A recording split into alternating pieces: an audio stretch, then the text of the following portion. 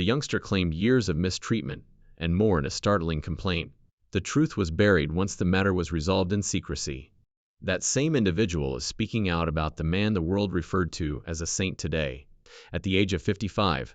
But he recognized it as something very different. Millions of individuals were unemployed as a result of the nation's severe Great Depression. 1 in 4 persons were unemployed in various regions of the nation. His family resided in one of the poorest parts of Chicago, on the South Side. Benjamin, his father, was employed by a government program that assisted people in finding employment. However, even that was insufficient. While the national average was about $25 per week, families in their neighborhood were barely making ends meet on $16. The Cleveland family lived in a tiny, chilly house with very little. Warm clothing was a luxury, and food was scarce. Their church was what kept them alive. It provided them with clothing, food, and hope.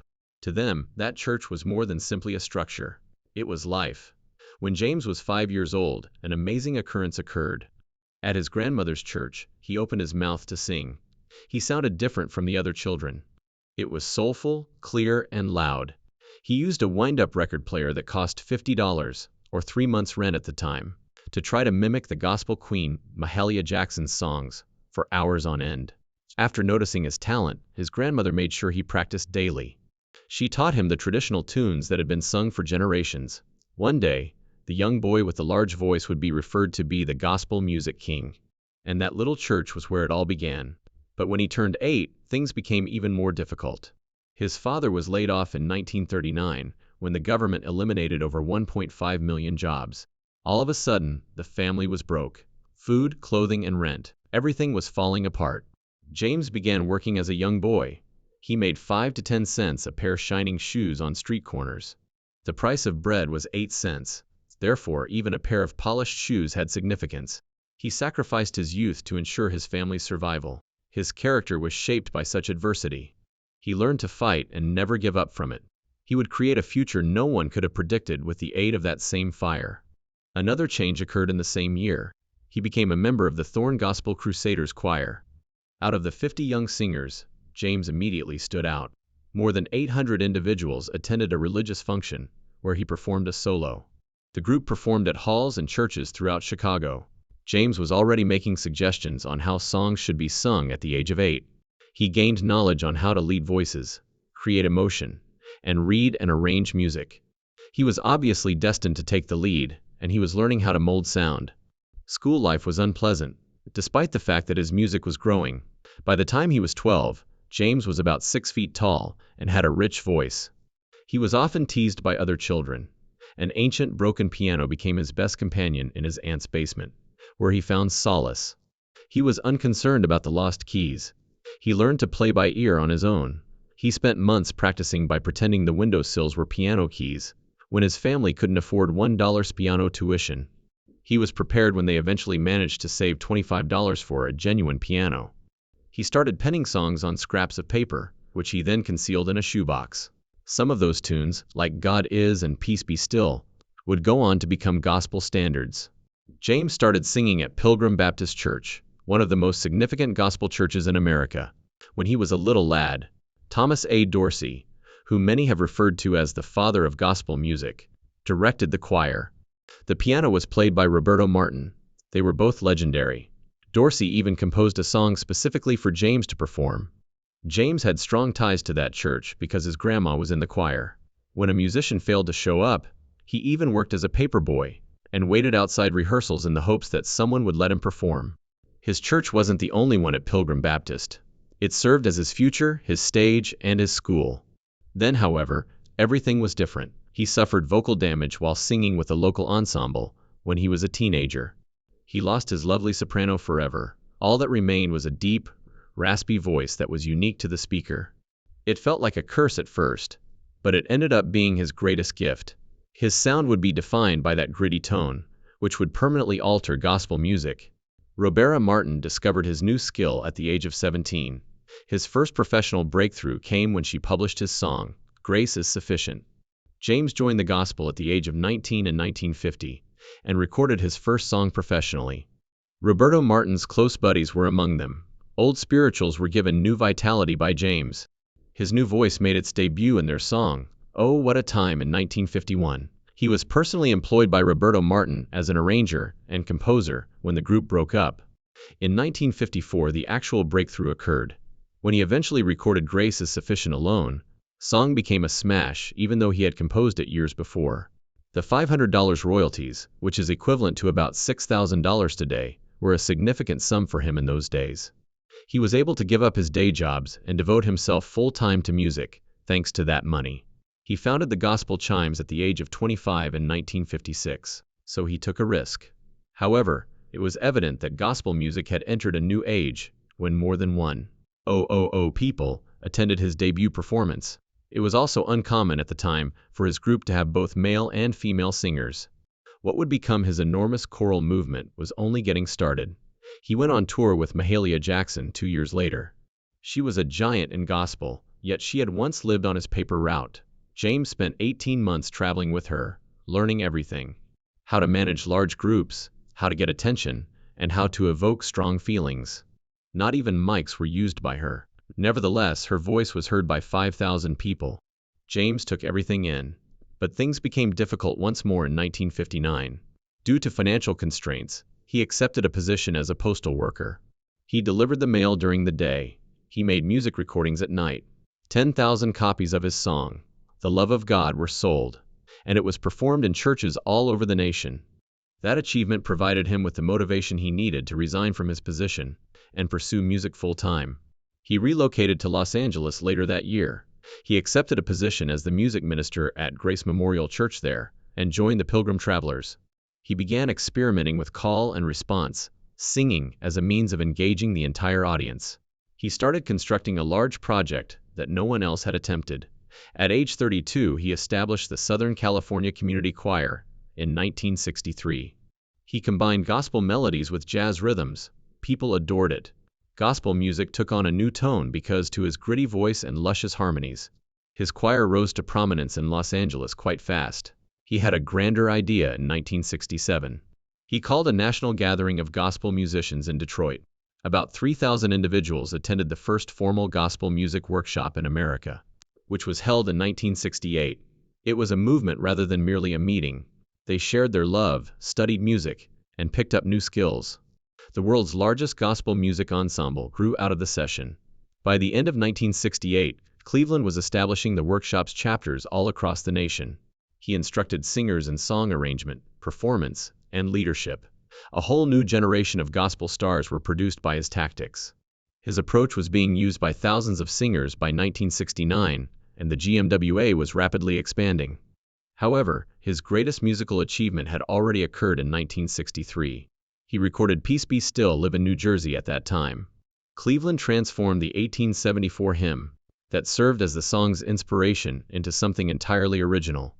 Billy Preston played the organ. He had the support of the Angelic Choir. It became a gospel classic and sold about 1 million copies. Later, in 1999, it was inducted into the Grammy Hall of Fame. He took it a step farther in 1970. He began leading simultaneous choirs of 2,000 or 3,000 singers. Like thunder in a church, he produced waves of harmony. His performances were intensely emotional and powerful. His methods were adopted by churches all around America, who expanded their choirs and improved their music programs. His techniques have influenced gospel singing in large churches to this day.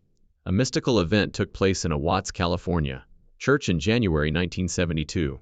James Cleveland and Aretha Franklin stood next to each other and made a moment that would forever alter gospel music. It was more than just a performance. The Southern California Community Choir filled the church with energy throughout 2 evenings of intense, unadulterated emotion. In the U.S., that live album, Amazing Grace, sold more than 2 million copies. It became the highest-selling live gospel CD in history and earned Aretha a Grammy in 1973 for Best Soul Gospel Performance. Cleveland led the chorus and performed the piano. Sidney Pollack captured the entire event. But due to sound problems, the video was not shown for 47 years. People were in disbelief when it eventually made its debut in 2019. In 1972, even Rolling Stones members, Mick Jagger and Charlie Watts, visited the church. The scene was described as exhilarating by Jagger.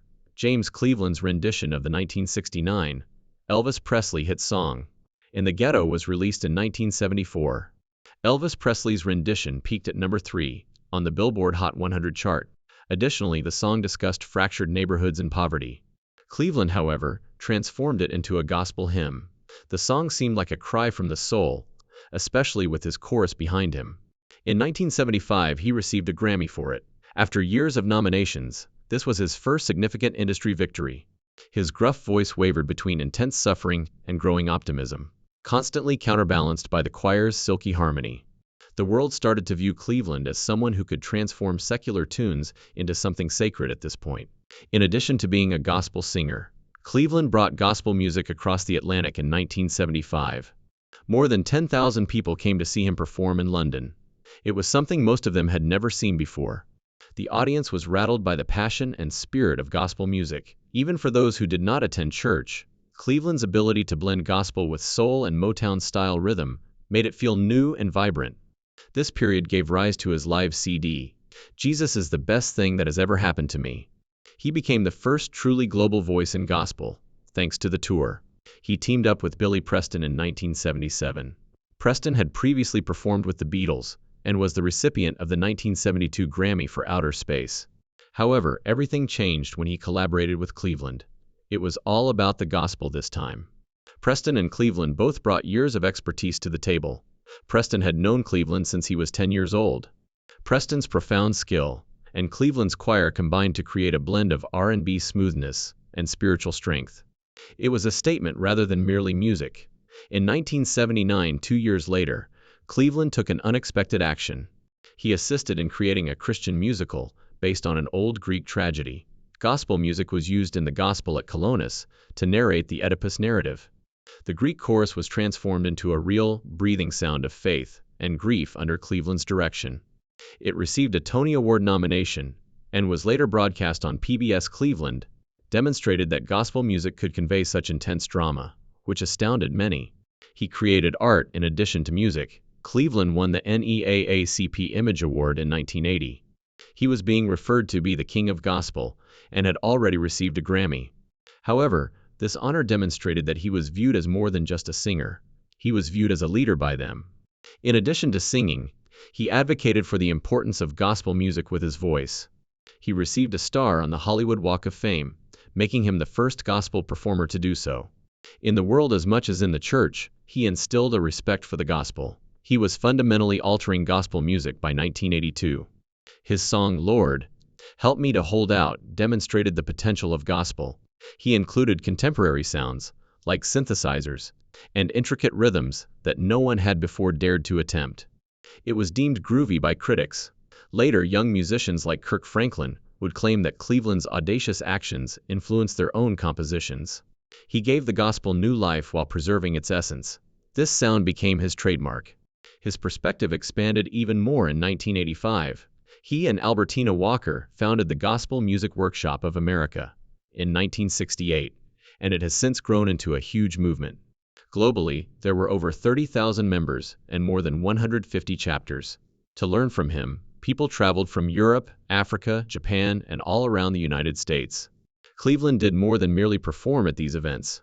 He was a teacher. He demonstrated how gospel music might change while staying true to its origins.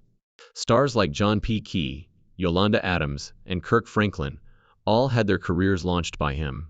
He collaborated with Tramaine Hawkins on Going Up Yonder in 1987. Cleveland molded the music around her as her voice rose.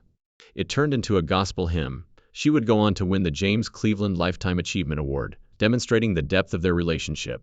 The partnership raised the bar for gospel duets. Cleveland received his final Grammy in 1989 for the 1990 album, Having Church. He was a 3-time Grammy winner. This record, however, was unique. It was more than just music. Cleveland was facing the suffering he witnessed in the world. Broken homes, unfairness, and poverty. Despite his deteriorating condition, he gave it his all.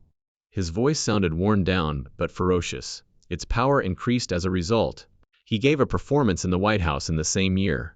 Even though his lungs were deteriorating at the age of 59, he brought the house down with the phrase, "I don't feel any way tired." PBS broadcast it all over the nation. It was a performance that chronicled his life, overcoming adversity, encouraging others, and never losing hope. In May 1990, his last album, Having Church, was released. A very poignant song was What Shall I Do? Quincy Fielding wrote it. It was a reflection of Cleveland's life on the impoverished south side of Chicago and all of the struggles he had endured. That CD included more than just catchy tunes. They were calls for hope and justice. It was gospel music that spoke the truth and looked the world in the eye. He hosted the largest gospel music workshop convention of his life in the same year. There were 15,000 people. There were 3,000 voices in the chorus. Cleveland persevered in being there despite suffering and illness, even establishing mentorship programs for more than 500 teenagers. His goal was to ensure that the following generation had all they required to continue the message. Numerous witnesses claimed to have sensed it was his last. There was a finality in his eyes and speech. He went on tour with Andraé Crouch later that year. They packed venues, fusing Crouch's modern flair with the classic choral sound of Cleveland. The result of their employment of synthesizers and drum machines rocked gospel music to its foundation. It demonstrated that gospel could change without losing its essence. Every night, almost 10,000 people attended the performances. Because they thought it would be their last opportunity to watch the King of Gospel play live, many people gathered. A final message was recorded by Cleveland in January 1991, a few weeks before his death. He was seriously ill. He wanted to say one more thing to his choir, but his voice was weak. He urged them to remain unified in order to preserve the music. His voice miraculously returned for that 1 minute, and he made use of it. His farewell was that video. He left behind a $4.5 million estate that caused controversy after his death. His message, his music, and his passion for the gospel, however, were the true gem. James Cleveland was never wed. Despite being one of the most well-known figures in gospel music, he lived a secluded, nearly secret life for the majority of his 59 years. He was careful to take care of his family behind the spotlight. He subtly established trusts to provide for his sister and nieces in the 1970s. His fortune was valued between $4 and $6 million by the time of his death in February 1991. By establishing the James Cleveland Trust, he had meticulously planned the use of this funding. He was concerned about more than simply his own family. He also ensured the well-being of others around him. Due to the fact that he was never married and had no conventional family, he made his own type of family with his time and money. But after he passed away, things became chaotic. People came forward and said they were also members of that family. Some claimed they were entitled to a portion of the estate. He painstakingly cultivated that trust, which ultimately brought his private life into the spotlight. In 1968, James's house in Windsor Hills, Los Angeles, was occupied by a woman named Esther. She brought Andraé McKisack, her 12-year-old son. James provided Andraé with full-time care for the next 12 years. He provided him with housing, funded his schooling, and offered him mental support. Andraé even adopted Cleveland as his last name. James claimed Andraé as a dependent on his annual tax returns. Esther didn't agree with him when he even mentioned adopting him. She wished for Andraé to continue using her family's name. This was not the first time James had done this. He adopted kids without a father or a secure environment. He made an effort to provide them with safety and love, but his generosity sparked suspicion. Rumors of his private life began to circulate. Although James never publicly discussed his sexual orientation, gospel historian Anthony Halbut subsequently stated that he was well known to be gay in gospel circles. People were curious about how he lived with people coming and leaving, and boys being taken in and looked after. But he never answered. He kept everything locked up. One relationship, however, was kept a secret until after his passing. James had a kid in 1965, before Andraé entered the picture. LeSean Cleveland was her name, and her mother, John Irvin, was a churchgoer. During his lifetime, this relationship was unknown. They never disclosed their relationship to the public, even though Jean continued to sing in the choir, and James gained more notoriety each year. James did not, however, forget Leon. He made sure to leave her precisely $100,000 when he established his trust. Today, that would be roughly $200,000. She was referred to as his daughter in the trust agreements. Everything was demonstrated by that single line in his papers. But it wasn't until Jean came forward during the inheritance dispute that the world learned about her. James was surrounded by more than simply his closest friends and family. He established a vast family network. His home was crowded with more than 50 people each year during the holidays. They were more than simply blood kin. They were folks in need, churchgoers he mentored, and kids he assisted. A second opportunity, love, and stability. His Windsor Hills home turned into a haven, Later, Andre claimed that James was his father in all significant respects. James established an unconventional family through church, music, and strong personal ties. Family, in his opinion, was about selecting individuals and raising them for the rest of their lives, not simply about blood. James, however, battled in silence even as he provided solace and affection to countless people. He experienced severe health issues in the 1980s. Despite having diabetes and obesity, he never showed the public that side of himself. He continued to perform. He continued to tour. He continued to lead the American Gospel Music Workshop. He didn't want to appear helpless. He desired to be resilient for the sake of the gospel.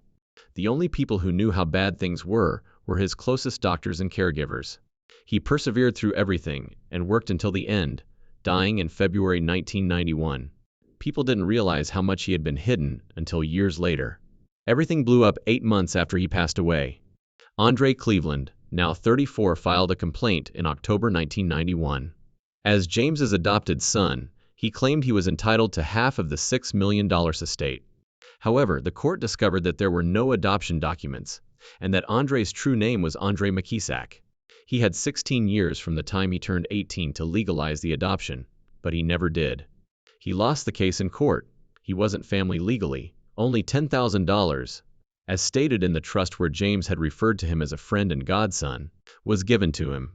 Everything individuals believed they knew about James's connections was dismantled by that court ruling. The gospel community has long recognized James's uniqueness. Some said that his sexual orientation was well known. Many were surprised by his calm demeanor and powerful voice. In the cities he visited, he was spotted at private events. Aretha Franklin's father, Reverend C.L. Franklin, held a few of such gatherings. According to Northwestern University researchers, James was instrumental in introducing numerous gay men to the gospel. But no one openly discussed it.